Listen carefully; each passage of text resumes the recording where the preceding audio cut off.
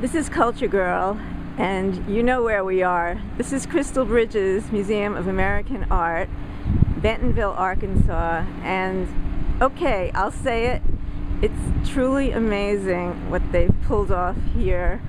The place is almost done. I don't know if you can hear, there's some construction noise still. The other pond on the other side is still under construction.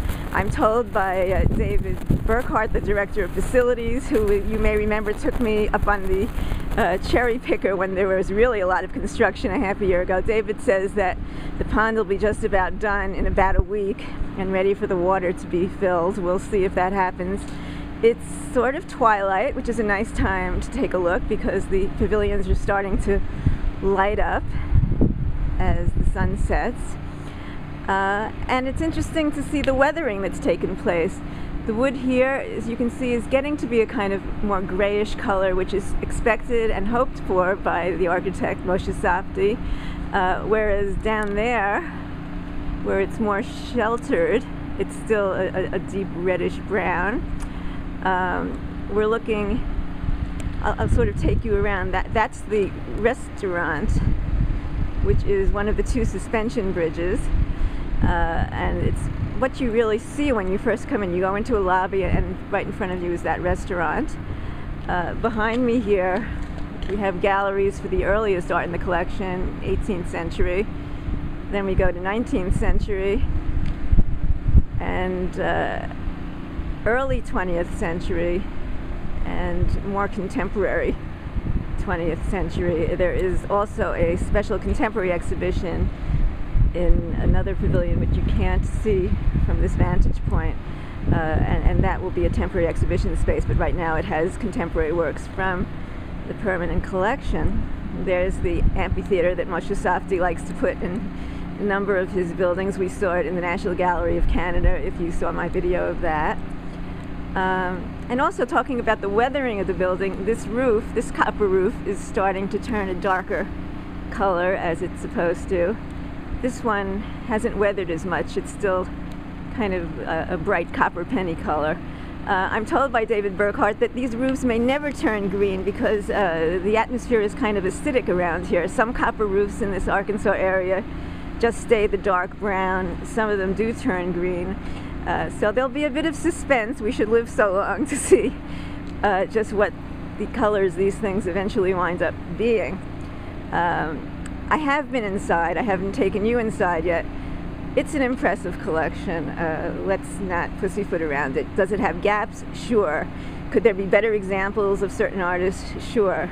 But I have to say they pulled it off. So here we are now inside, and there's the restaurant that I spoke about. It'll be getting more crowded soon as it opens for dinner. They're open late on Wednesday nights, and strangely enough, given Alice Walton's and Walton Family Foundation's billion-dollar-plus contributions, there's actually a donation box, and ooh, there's a check in there. I hadn't seen that before, as well as a number of bills of various denominations, mostly singles. So now, just off the lobby, we will enter the main permanent collection exhibition celebrating the American spirit. It's well attended, but not overly crowded, and I think that's by design. There are time tickets, and it's quite civilized in terms of getting a chance to look at the art. So here we are in the gallery for 18th and early 19th century art. This is basically a chronological installation, and we come by one of the obligatory couplets here, but also an unusual group.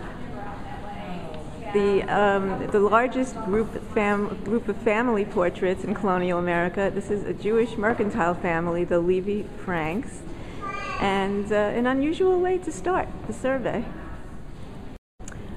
One of the gaps in the collection, as the curators will frankly acknowledge, is American history painting, and Benjamin West is of course known for his history paintings, but this is the Benjamin West that they were able to manage to acquire, and a real signature couplet here that was publicized on the website from the very beginning.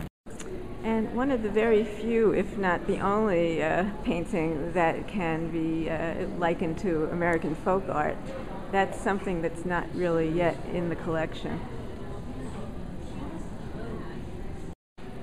One of the collection's most iconic paintings, the Charles Willson Peale George Washington.